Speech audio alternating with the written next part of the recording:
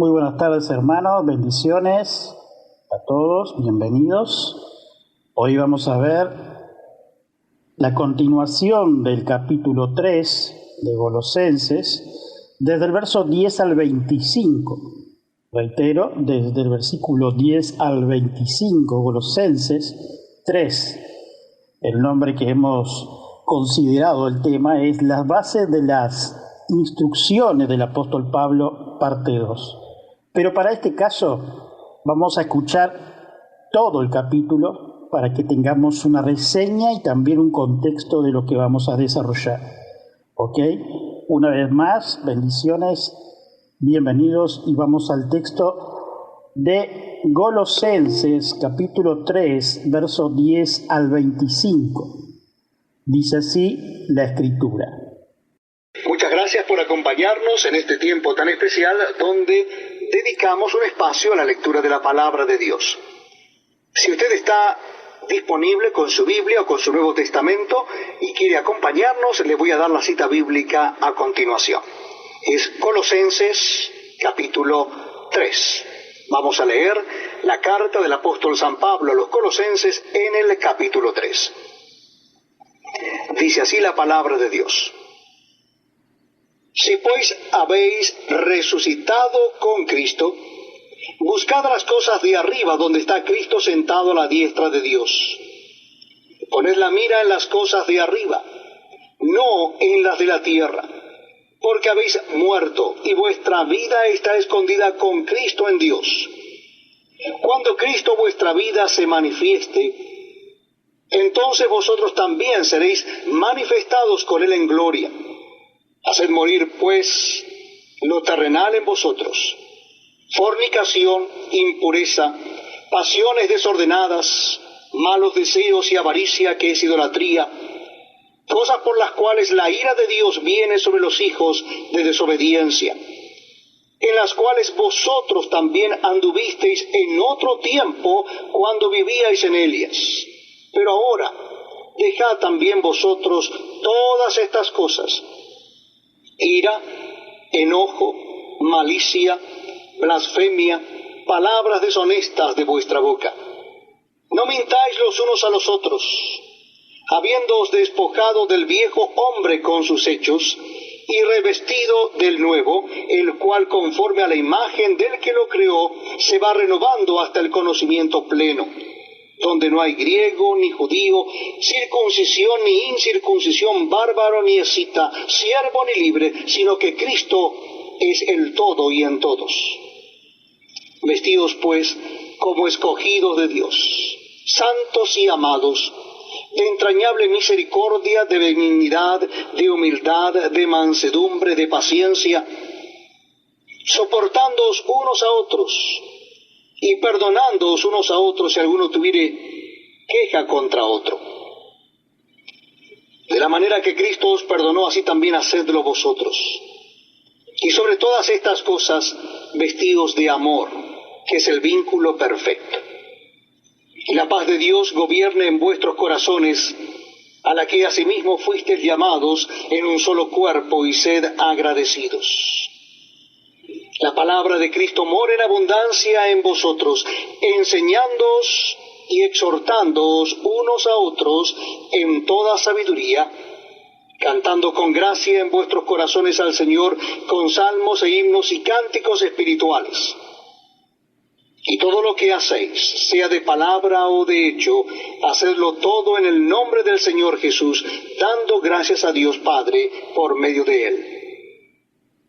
Casadas, estad sujetas a vuestros maridos como conviene en el Señor. Maridos, amad a vuestras mujeres y no seáis ásperos con ellas. Hijos, obedeced a vuestros padres en todo, porque esto agrada al Señor. Padres, no exasperéis a vuestros hijos, para que no se desalienten. Siervos, obedeced en todo a vuestros amos terrenales, no sirviendo al ojo como los que quieren agradar a los hombres, sino con corazón sincero, temiendo a Dios.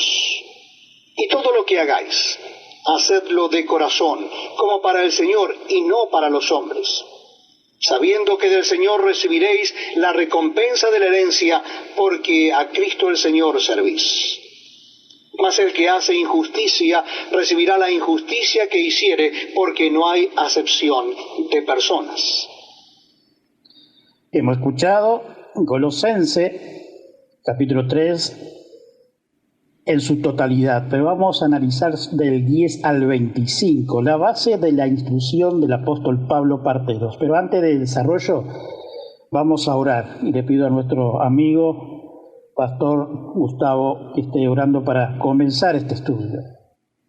Muy bien, amados hermanos, oremos al Señor. Padre Santo, gracias por el privilegio que tenemos, Señor, en esta noche, un viernes más, de estudiar tu bendita palabra a través de tu siervo, Pastor Daniel. Tu Santo Espíritu toma el control absoluto de esta reunión de principio a fin y a través de tu bendita palabra nos ministre para la honra y gloria de nuestro Señor Jesucristo en la cruz del Calvario. Amén. Amén. Muchas gracias. Ahora, estudios bíblicos con el pastor Daniel Batista. Una vez más, bendiciones a todos, bienvenidos. Vamos a analizar el verso 10 y 11 y nuevamente lo leemos.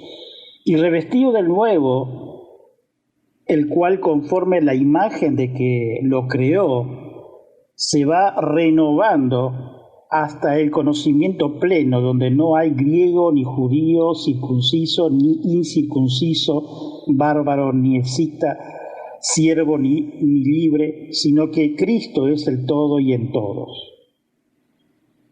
En el inicio, en este texto, el apóstol Pablo se expresa como era en su propia época y revestido del nuevo. Esto ya lo sabemos que significa vestirse, cubrirse, envolver, adornar, embellecer. Una expresión que nos lleva que la conciencia renovada en Cristo, ya que en el viejo hombre cayó de la gracia. Aunque Adán fue creado y cada uno de nosotros somos su imagen, pero ahora en Cristo, el nuevo hombre en él. Por lo tanto, añade al bárbaro, el excita como ejemplo extremo, dice Berker, en este texto dando a conocer la escritura del apóstol Pablo.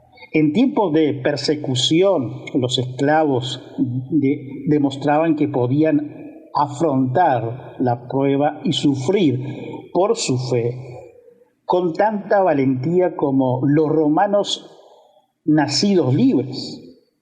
Así nos dice Bruce. La persecución que estalló contra la iglesia del Valle de Rodona, 177 a.C., pero fue la esclava la que, heroína de la persecución, es prisionera amiga y enemiga por igual, como una nobleza, dice Buckley, en la conciencia del martirio. En la arena del Cartón del 202 se causó una profunda impresión en los aspectos cuando la matrona romana Perpetua estuvo de la mano con su esclava Felicias, mientras ambas mujeres, siguen siendo Brucer en su comentario, enfrentaban una muerte común por una fe común. Sin mentiras, tales comunicaciones son sucias, pero desechas estas cosas a través de un único Cristo en su vida resucitada. Por lo tanto, mejor es evitar la apariencia de ellos y clamar evidencia, dice Spurgeon, por lo tanto, pidiendo que se le guarde la gracia, porque ha sido renovado en conciencia en la imagen de lo que cree. En la nueva vida no hay distinción de raza y nacimiento. Nacemos en una familia, nos convertimos en un miembro del cuerpo de Cristo. Y esto es lo único que tenemos que mantener, la separación de todo el mundo aparte. No hay separación de la iglesia, no hay desunión, no hay la causa, porque somos uno en Cristo y Cristo es todo. Ahora, dice Spurgeon, como tenemos que dejar estas cosas, ese es el lado negativo, es el lado de la ley, porque la ley dice no harás, no harás. Pero ahora mire el lado positivo, que es renovado en conciencia la imagen del que creó, el cuerpo de Cristo, así nos dice Spurgeon. Sigamos desarrollando el texto. Ahora leamos desde el verso 12 al 17. Desde el 12 al 17 de Colosenses 3. Vestidos pues como escogidos de Dios, santos y amados, de entrañable misericordia, de benignidad, humildad, de mansedumbre, de paciencia, soportándoos unos a otros y perdonando unos a otros si alguno tuviese queja contra otro. De la manera que Cristo os perdonó, así también hacedlo vosotros. Verso 14. Y sobre todas estas cosas, vestíos del amor, que es el vínculo perfecto, y la paz de Dios gobierne en vuestros corazones, a la que asimismo fuisteis llamados en un solo cuerpo, y sed agradecidos. La palabra de Cristo more en abundancia en vosotros, dice el apóstol Pablo, enseñándoos y exhortándoos unos a otros en toda sabiduría, cantando gracia en vuestros corazones al Señor con salmos e himnos y cánticos espirituales. Verso 17, y todo lo que hacéis, sea de palabra o de hecho, hacerlo todo en el nombre del Señor Jesús, dando gracia a Dios Padre por medio de Él. Nos dice el apóstol Pablo, vestíos pues como escogidos de Dios. Al texto refleja la propia esencia de la soberanía de Dios en su voluntad y misericordia. En una palabra, Dios nos escogió, no nosotros a Él. Evidencia una predestinación, como a varios ejemplos en la Escritura. En este caso, Jeremías, el profeta llorón, por Lamentaciones mismo que escribió él. Jeremías 1:4 dice, vino pues palabra de Jehová a mí diciendo, antes que te formaste en el vientre te conocí, y antes que nacieses te santifiqué, te di por profeta a las naciones. Otro ejemplo, el sacerdote y profeta Samuel, 1 Samuel 3:4, que el Señor llamaba a Samuel y él respondió, aquí estoy. Entonces corrió Elí y le dijo, aquí estoy, pues me llamaste. Pero Elí le respondió, yo no he llamado, vuelve a acostarte. Y él fue y se acostó. El Señor volvió a llamar y Samuel él se levantó, fue a Elí y dijo, aquí estoy, pues me llamaste. Pero él respondió, yo no te he llamado, hijo mío, vuelve a acostarte. Y Samuel no conocía aún al Señor, ni se le había revelado aún la palabra del Señor. El Señor volvió a llamar a Samuel por tercera vez, y él se levantó, fue a Elí y dijo, aquí estoy, pues me llamaste. Entonces Elí comprendió que el Señor estaba llamando al muchacho, o sea, Samuel, y Elí le explicó, ¿no? Sigue diciendo el verso, ve y acuéstate, y si él te llama, dijere, habla, Señor, que tu siervo escucha. Y Samuel fue y se acostó en su aposento. Dice Spurgeon en este comentario de este texto bíblico, esto es lo que tiene que ponerte, incluso por fuerza, para ponértelo, no tener una bondad latente en tu corazón y un grado de humildad en el fondo de tu alma. Si pudiera conseguirlo, pero todo la vas a poner, debe ser el mismo vestido que use. Estas son las vestiduras sagradas que su sacerdocio diario, póntelo, con la misma facilidad, con la misma libertad, con el mismo corazón, con la misma plenitud, porque ese es el gran fundamento de todo fruto piadoso. Tenemos tanta prisa, tan espantosa prisa, tan egoísta a veces, tan descontento, tan impetuosos, y la mayor parte de nuestros pecados surgen de esa condición mental y pecaminosa, pero si fuéramos piadosos, tranquilos, pacíficos, dice el Spurgeon, cuántos pecados deberíamos evitar. Que la paz de Dios gobierne en vuestros corazones. Parece una virtud muy pequeña estar agradecido, dice Spurgeon. Sin embargo, queridos amigos, su ausencia es uno de los vicios más graves. Ser ingratos es una cosa mezquina, ser desestado con Dios es una cosa vil. Y sin embargo, ¿cuántos pueden acusar a ello? ¿Quién de nosotros es tan agradecido como deberíamos estarlo? Estar agradecido. Alejandro tenía un cofre de oro tachonado de gemas para llevar a la obra de Homero. Dice que su propio corazón sea un ataúd al amado de Cristo. Dejad que la palabra de Cristo more en vosotros, dice Spurgeon. Es muy significativo observar que cada una de las gracias enumeradas tiene que ver con la relación personal entre hombre y hombre, dice Berkeley. No se menciona virtudes como la eficiencia o la inteligencia, ni siquiera la diligencia o la industria. No es que estas cosas carezcan de importancia, pero las grandes virtudes cristianas básicas son aquellas que gobiernan las relaciones humanas, dice Berkeley. El apóstol quisiera que sintiéramos el más mínimo toque de la misericordia de otra persona, y así como su ropa se cubre del cuerpo, así sus sentimientos más tiernos debe estar siempre al alcance de los miserables, dice Clark en su comentario. Los escritos antiguos definieron al Crestóstes como la virtud del hombre cuyo bien del prójimo es tan querido para él como el suyo propio. Se utiliza en el vino que se ha suavizado con el tiempo, dice Berkeley, con el tiempo que ha perdido su dureza, porque mi yugo es fácil y ligera mi carga, dice Mateo 11:30, dice Berkeley. Sigamos analizando el texto acá en Colosenses 3, pero desde el 18 hasta el final.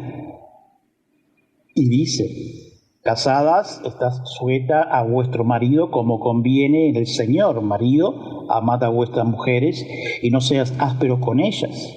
Hijo, obedeced a vuestros padres en todo, porque esto agrada al Señor.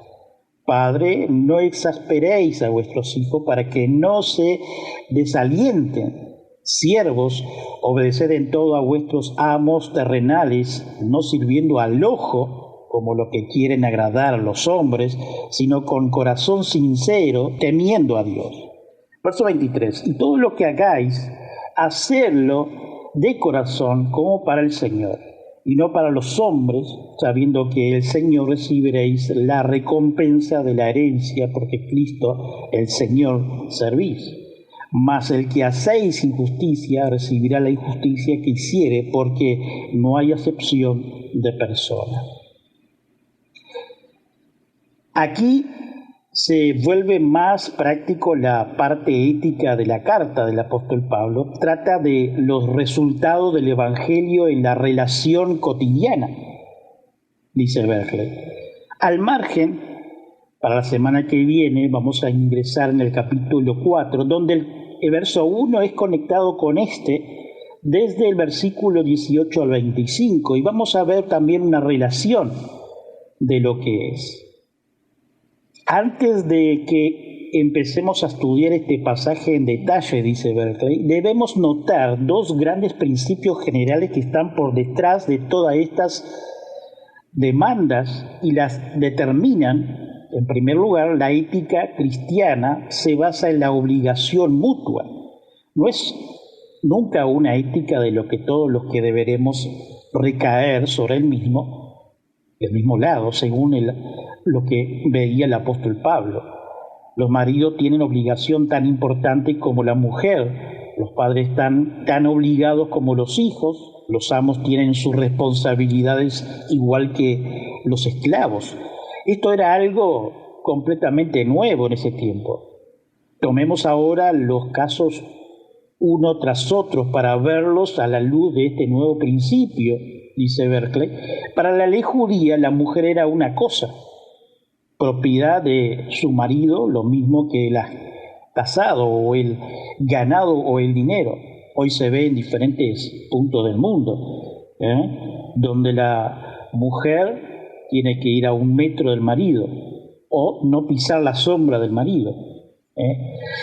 No tenía ninguno derechos legales. Por ejemplo, el marido podía divorciarse de su mujer por cualquier causa, dice Berkeley, mientras que la mujer no podía hacer lo mismo. La única razón por la que se le podía conocer el divorcio a la mujer era si su marido contraía la lepra, si apostataba de fe judía o si violaba a una virgen. En la sociedad griega, una mujer respetable vivía en un aislamiento total, nunca salía sola a la calle, ni siquiera para ir a la compra.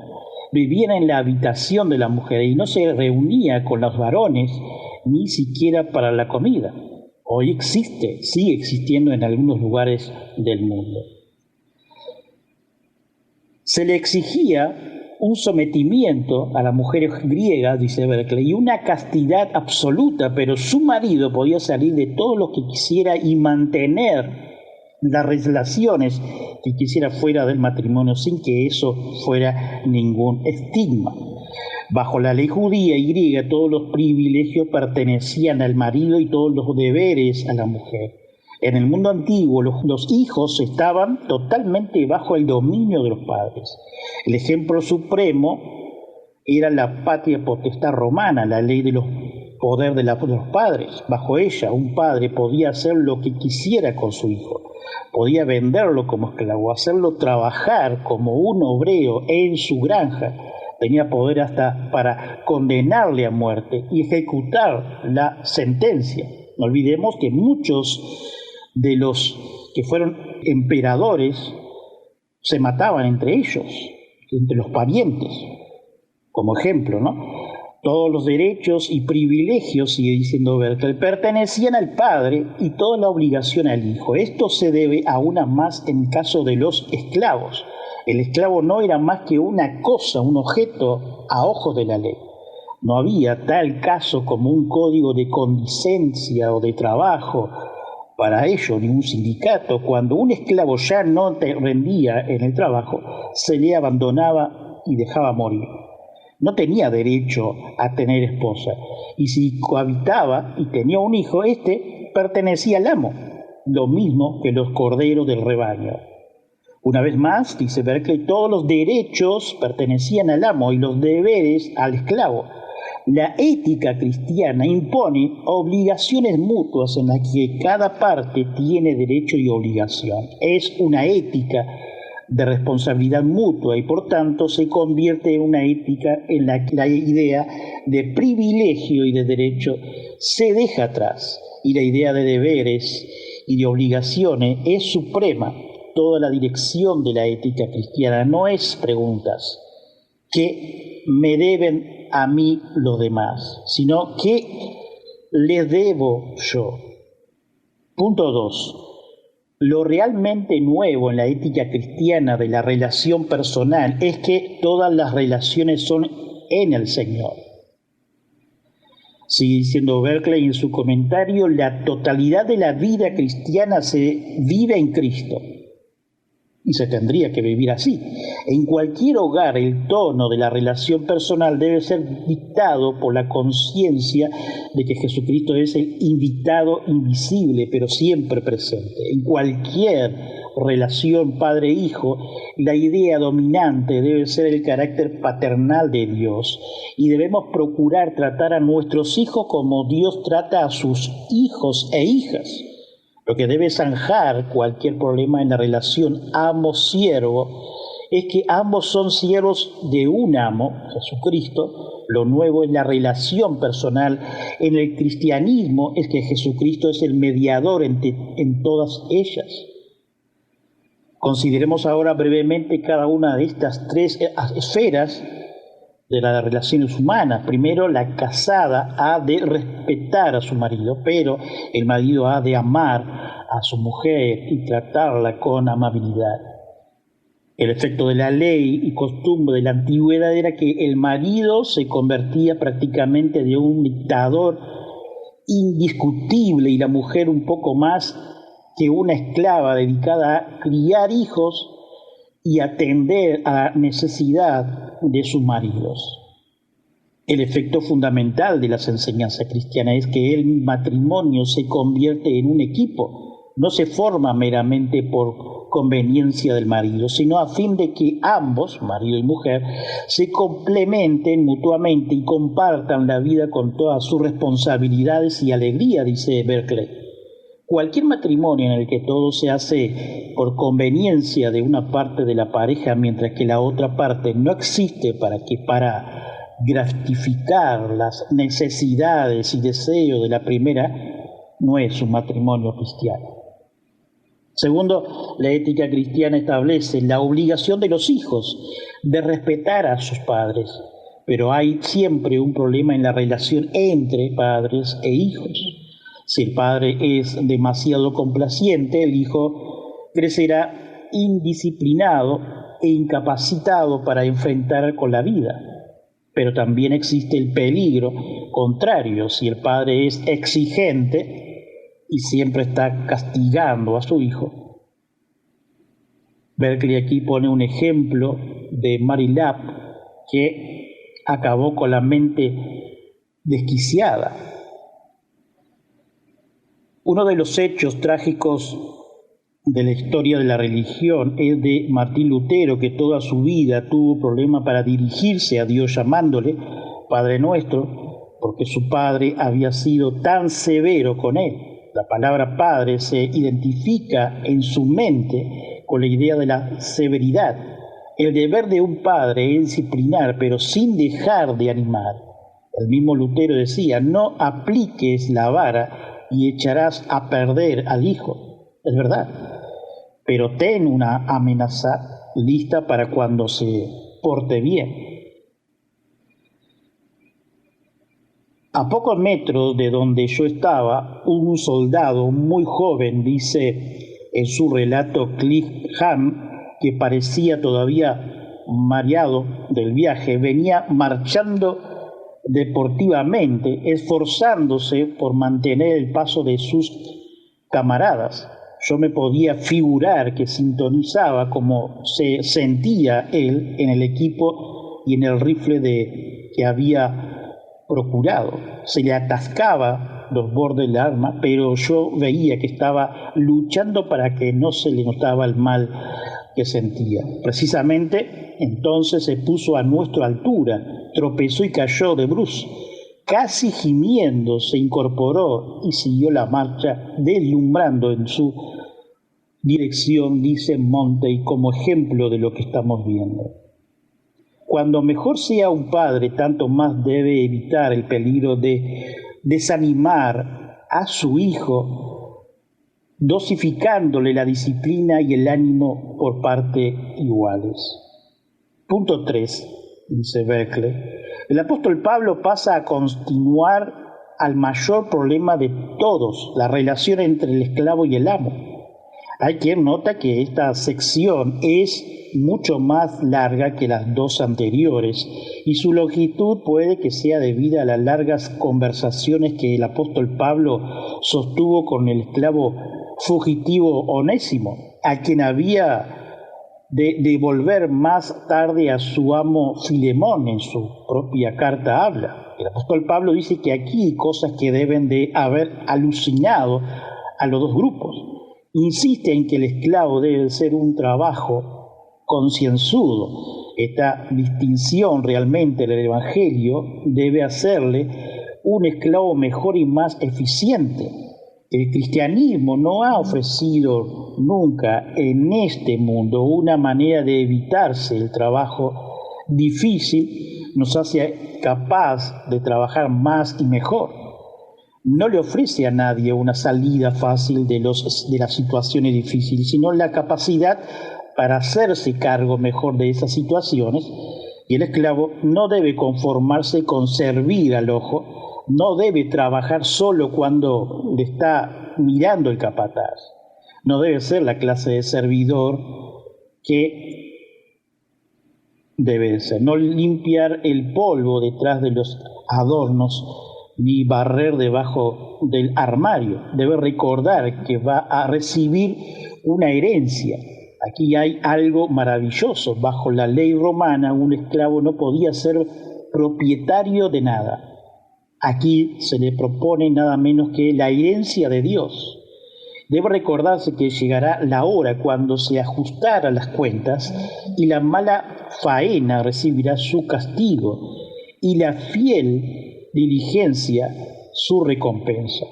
El amor debe tratar al esclavo no como una cosa, sino como una persona, con justicia y equidad que supere la justicia. ¿Cómo lo ha de hacer? La respuesta es importante, porque contiene la doctrina cristiana del trabajo. El trabajador debe de hacerlo todo como si fuera para Cristo, no trabajando solo para la paga, ni por la ambición, ni para agradar a un amo terrenal, sino para ofrecérselo a Cristo. Todo trabajo se hace por Dios para que su mundo siga existiendo y sus hombres y mujeres tengan las cosas que necesitan para vivir. Dice Berkeley. Una nota, eso es lo que tenemos que hacer. No trabajar por trabajar, sino trabajar para poder ayudar a otros hermanos en la fe y también estar cómodos en nuestros hogares y en nuestra casa y en nuestro matrimonio junto con nuestros hijos. Sigue siendo Berkeley, el amo debe recordar que él también tiene un amo, Cristo, en el cielo. Es responsable ante Dios exactamente lo mismo que sus trabajadores lo son ante él. Ningún amo puede decir, este negocio es mío y puedo hacer con él lo que me da la gana, sino este negocio pertenece a Dios y él me lo ha encargado, soy responsable con él. La doctrina cristiana del trabajador es que tanto el amo como el obrero están trabajando para Dios y que por tanto la verdadera recompensa no se puede calcular en la moneda terrenal, sino que la dará o rendará Dios su debido tiempo. Perseverando en la oración, dice Berkeley. Mantengamos alerta en la oración, incorporando siempre en ella la acción de gracia y al mismo tiempo orar por nosotros para que Dios nos ofrezca oportunidad para dar el mensaje, para que comunique el secreto de Cristo que le ha sido revelado ahora a su propio pueblo. Ese secreto por el que estoy preso, dice el apóstol Pablo, para que se lo manifieste a todo el mundo como es mi obligación. El apóstol Pablo nos escribía nunca una carta sin recordar a sus lectores el deber y el privilegio de orar por sus amigos. En todas sus cartas el apóstol Pablo hacía, tanto en el principio como en el final. Le dice que perseveren en la oración. Todos los creyentes pasan por épocas en las que la oración no parece producir ningún resultado, ni siquiera llegar más allá de las paredes de la habitación en que está orando. En tal tiempo, el remedio no es dejarla, sino perseverar en la oración, porque la sequía espiritual no puede prolongarse en una persona que ora. Hermanos, cuando nosotros, siendo una nota, cuando nosotros estamos en buena estadía en la vida, buen trabajo, no hay problema en la casa, son las épocas que nosotros no oramos. Lo digo por experiencia, hermanos.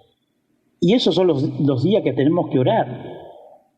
El propio José, de allí la Biblia, de la parte de Génesis, en sus luchas, en sus días buenos y malos, él siempre estaba orando, con esto como ejemplo, Sigue diciendo Berkeley, le dice que se mantengan alerta en la oración. La palabra griega quiere decir literalmente que estén despiertos. ¿Acaso no viene a nuestra memoria despierta tú que duermes? La frase bien podría querer decir que Pablo, el apóstol, les está diciendo que no se queden dormidos cuando estén orando. Puede que estén pensando en el momento del monte de la transfiguración, cuando los discípulos se quedaron dormidos, y solo cuando se despertaron vieron la gloria, allí en Lucas 9:32. O puede que estuvieran pensando en la cena de Getsemaní, cuando Jesús estaba orando y los discípulos se quedaron dormidos, Mateo 26:40. Es verdad que al final de un día de trabajo nos pasa cuando tratamos de orar y hasta ahora hay un cierto cansancio en nuestra oración. Entonces es mejor que no tratemos de orar mucho tiempo. Dios entiende las frases breves a la manera de un niño somnoliento, ¿no? Y no hay castigo referente a eso cuando nosotros nos olvidamos en el día de orar. El otro día siguiente podemos compensar la oración y orar más temprano. El apóstol Pablo les pide que oren por él. Debemos fijarnos exactamente en lo que el apóstol les pide. No les pide que oren por él, sino por su trabajo. Habría muchas cosas del apóstol Pablo que tenía necesidad. Salir de la cárcel, un buen resultado de su juicio inminente frente al emperador, un poco de tranquilidad y la tan deseada paz, pero le pido orar para que se le den fuerzas y oportunidades para hacer el trabajo que Dios le ha confiado en el mundo. Cuando oramos por nosotros y por otros, no debemos pedir vernos libres de adversidades y trabajos, sino más bien tener las fuerzas para llevar a feliz término el trabajo que se nos ha confiado. En esta posición el apóstol Pablo estaba pidiendo eso. La oración debe ser para recibir poder, no para que se nos alivie la carga. Muchos piden eso. No la liberación, sino la conquista debe ser la clave de la vida cristiana, dice Berkeley, llegando al final de este estudio. Así como nos dice en esta conclusión, yo siempre tengo una frase, hermanos, y le comparto con ustedes, como decir, que este fin de semana no sea uno más, sino uno de victoria en Cristo Jesús, porque esa es la esencia, que Cristo viva en nosotros, y que la victoria sea Él, no nosotros. Terminemos en oración, estimados hermanos. Gracias, Padre Santo, por una vez más tener el medio de estudiar tu palabra, de poder, Señor, estar un momento de estudio, más allá que muy poco, Señor. Pero danos sabiduría e inteligencia para ser sistemáticos, Señor, en cada uno de nosotros, más allá de los que están presentes y de los que no están. Señor, supliendo cada una de las necesidades. Oramos por nuestros hermanos, que podamos, Señor, cada día saciarnos de tu palabra, Señor. Y si no comprendemos, Señor, pidamos ayuda y que tu Santo Espíritu, Señor, nos guíe a ser cristianos verdaderos y ejemplos, dar testimonio de ti, Señor, en cada una de las áreas de nuestra vida, en el trabajo, en la manera de orar en la iglesia, de cantar, más allá de que seamos líderes o no, que seamos miembros, Señor, seamos parte de ese cuerpo. También, Señor, siendo amos o siendo obreros o siendo padres, esposos o esposa o hijos. Señor, danos sabiduría e inteligencia y, Señor, que tú siempre nos lleves en tus manos. Gracias, Señor amado. Amén. Una vez más hemos llegado al final de un nuevo programa. Visítanos en iglesiareformadaui.com. Para más información, info@iglesiareformadaui.com o solo mensaje de texto por WhatsApp 0598 9359 48 43. Que hoy no sea un día más, sino un día de victoria en Cristo Jesús. Su servidor y amigo, Pastor Daniel Batista.